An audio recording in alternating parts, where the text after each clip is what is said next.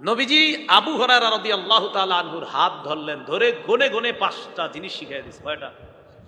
এই 5 জিনিস আপনারা সবাই মনে রাখার চেষ্টা করবেন, আমি সহ আমরা সবাই মনে রেখে আমল করার চেষ্টা করব। যেহেতু প্রথমে নবী বলছে আমি এখন কিছু কথা বলবো, কে আসো আমার কথাগুলা গ্রহণ করবা, নিজে আমল করবা, অন্যকেও শিখাইয়া দিবা, সেও যেন আমল করে। তো যেহেতু নবীর হাদিসটা আমি পড়ছি, তো আমি পড়ার পর আমিও আপনাদেরকে বলতেছি, নবী বলছে যে এটা গ্রহণ করবে সে নিজে আমল করবে এবং অন্যকে শিখাইলে তারাও আমল করবে। এখন আপনাদেরকে শিখাইলে আপনারা আমল করবেননি, এই শর্তে বলা যায়, যেহেতু নবী শর্ত দিছে শুরুতে। এবার আল্লাহ রাসূল সাল্লাল্লাহু আলাইহি সাল্লাম গনে গনে আবু হুরায়রা রাদিয়াল্লাহু তাআলা আনহুকে 5টি জিনিস শিখাইছে। 1 নাম্বার, ইত্তাকিল মাহারিমা তাকুন আবাদান নাস। তুমি হারাম কাজ থেকে বাঁচো, হারাম কথা থেকে বাঁচো, হারাম মজলিস থেকে বাঁচো, হারাম শোনা থেকে বাঁচো, হারাম বলা থেকে বাঁচো, হারাম পোশাক থেকে বাঁচো, হারাম খাদ্য থেকে বাঁচো, হারাম উপার্জন থেকে বাঁচো। আর এই কথাটা অন্যকেও জানায়া দিও আবু হুরায়রা, যে হারাম থেকে বাঁচবে আমি নবী ঘোষণা করলাম তাকুন আবাদান নাস। তুমি যদি বাঁচো এবং তুমি যাদেরকে জানাবা তারাও যদি বাঁচে, এই ব্যক্তি পৃথিবীর শ্রেষ্ঠ আল্লাহর ওলি হয়ে যাবে।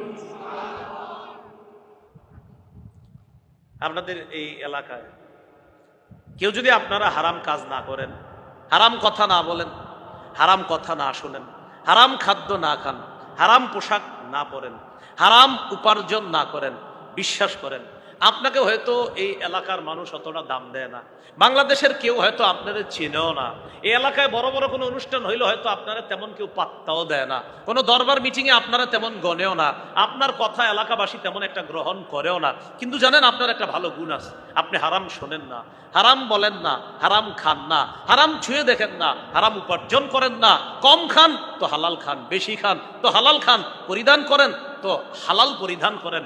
নবী বলেন তোমারে কেউ চেনুক আর না চেনুক, আল্লাহর খাতায় পৃথিবীর সবচেয়ে শ্রেষ্ঠ আবেদ তুমি হয়ে যাবা, আমি নবী ঘোষণা করব। এটা হলো 1 নাম্বার, ইত্তাকিল মাহারিম, হারাম থেকে বাঁচো। ওই আবু হুরায়রা রাদিয়াল্লাহু তাআলা আনহুর হাত ধরে নবী শিখাইতেছে, এটা হলো 1 নাম্বার। 2 নাম্বার, ওয়ারদা বিমা কাসামাল্লাহু লাকা তাকুন আগনান নাস। আল্লাহ তোমার বন্টনে যা দিস, আল্লাহ তোমার জন্য যা বরাদ্দ করছে, তোমাকে বন্টন করে যতটুকু দিস, এতেই তুমি সন্তুষ্ট থাকো। এই পৃথিবীর মানুষের মাঝে মনের দিক থেকে তুমি সবচেয়ে ধনী মানুষ হয়ে যাবা, সবচেয়ে স্বনির্ভর বান্দা হয়ে যাবা, যদি আল্লাহর ফয়সালায় তুমি খুশি হয়ে যাও। আজকে কত লাভ হয়েছে ব্যবসায়? 10,000 টাকা, আলহামদুলিল্লাহ। আজকে কত? 1,000, আলহামদুলিল্লাহ। আজকে কত? 10 টাকা, আলহামদুলিল্লাহ। আজকে সমান সমান, আলহামদুলিল্লাহ। আজকে 5 টাকা লস আছে, আলহামদুলিল্লাহ। ভাই আপনি 10,000-এও আলহামদুলিল্লাহ, 10-এও আলহামদুলিল্লাহ, লসেও আলহামদুলিল্লাহ। ঘটনা কি? নবীজি বলছে আল্লাহর ফয়সালায় খুশি থাকার জন্য, আমার কম হোক বেশি হোক আমি আল্লাহর ফয়সালায় খুশি। নবী কয় আরে তুমি তো পৃথিবীর সবচেয়ে ধনী মানুষ, কারণ তোমার তো কোনো অভিযোগ নাই। এই হলো 2 নাম্বার। 3 নাম্বার, ওয়া আহসিন ইলা জারিকা তাকুন মুমিনা। প্রতিবেশীর সাথে উত্তম আচরণ করো, খাঁটি মুমিন হয়ে যাবা। প্রতিবেশীর সাথে উত্তম আচরণ করো, খাঁটি মুমিন। প্রতিবেশীর ওয়াজ এটা জরুরি, কিন্তু প্রতিবেশীর ওয়াজটা একটু রাখেন। আপন ভাইয়ের খোঁজ নিচ্ছেন নিয়ে ঈদে সবাই, প্রতিবেশী তো পরে। হ্যাঁ, আপন ভাই প্রতিবেশীর চেয়ে আরো আপন না? আপন ভাইয়ের খোঁজ কয়জন নিচ্ছে? পাশাপাশি ঘর 10 বছর আপন ভাইকে সালাম দেয় না, এরকম ভাইও পৃথিবীতে আছে। পাশাপাশি ঘর আপন ভাইকে কোনোদিন 1 বাটি গরুর গোস্ত পাঠাবে, মুরগির গোস্ত পাঠাবে মন চায় না কখনো। ঈদের দিন বন্ধুদেরকে দাওয়াত করে সেমাই খাওয়াইছে, আপন ভাইয়ের ঘরে সেমাই পাঠায় নাই। ঈদের দিন বন্ধুদেরকে, অফিস কলিগদেরকে ডাইকা মুরগি খাওয়াইছে, বিরিয়ানি খাওয়াইছে, আপন ভাইকে গত 10 বছর একদিন জিজ্ঞাসাও করে নাই খানা টানা খাইছেন, বিরিয়ানি তো পরে। কিন্তু মজার বিষয় কি জানেন? মজার বিষয় আর লজ্জার বিষয় কি বললাম? মজা এবং লজ্জা। আপনারা 2 জন না এক জায়গায় ছিলেন 10 মাস 10 দিনের কম বেশি। আপনারা 2 জন একই জায়গায় ছিলেন 10 মাস 10 দিনের কম বেশি। যে মায়ের পেটে আপনার বড় ভাই ছিল, আপনিও ওই জায়গায় ছিলেন। আপনি আপনার আপন ভাইকে যে সালাম দিতেছেন না এখন, এই আপনার আপন ভাই আর আপনি, আপনার আম্মার পেটে আপনিও ছিলেন, আপনার ভাইও ঠিক এখানেই ছিল, যেই ভাইয়ের খোঁজ ঈদের দিন আপনি নেন নাই, ওই ভাই আপনার মায়ের পেটে ছিল, আপনিও ছিলেন। সমাজের বড় ভয়ঙ্কর বিষয়, আব্বা আর কাকা কথা বলে না, এই জন্য ভাতিজাও সালাম দেয় না। কি ব্যাপার, তুমি সালাম দাও না কেন তোমার কাকাকে? আব্বা আর কাকা কথা বলে না তো, তাই আমিও। আরে আব্বা আর কাকা কথা বলে না, সেটা ভাই ভাই অভিমান চলছে, আবার ঠিক হয়ে যাবে ইনশাল্লাহ। তো তুমি ভাতিজা কেন সালাম দাও না, সেটা বলো। আল্লাহ আমাদেরকে কথাগুলা বুঝার তৌফিক দান করেন। তো বলছিলাম, প্রতিবেশীর সাথে উত্তম আচরণ করো, খাঁটি মুমিন হবা। এর মাঝে আপনাদেরকে বললাম যে ঈদের দিন কয়জন আপন ভাইয়ের খোঁজ নিয়েছেন? 4 নাম্বার, ওয়া আহিব্বা লিন্নাস মা তুহিব্বু লিনাফসিকা তাকুন মুসলিমা।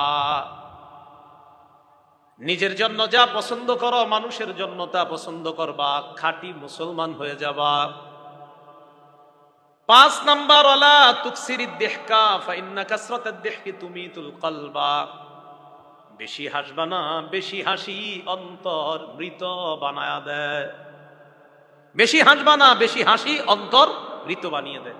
এটা সবাই একটু চর্চা করি, চলেন বলেন। অধিক পরিমাণে হাসা, বেশি পরিমাণে হাসা অন্তরকে মৃত বানিয়ে দেয়।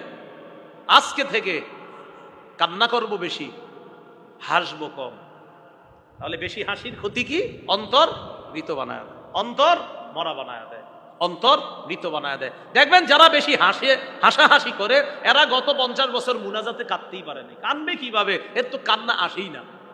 ওই যে মরে গেছে অন্তর, এত হাসে অন্তর মৃত হয়ে গেছে।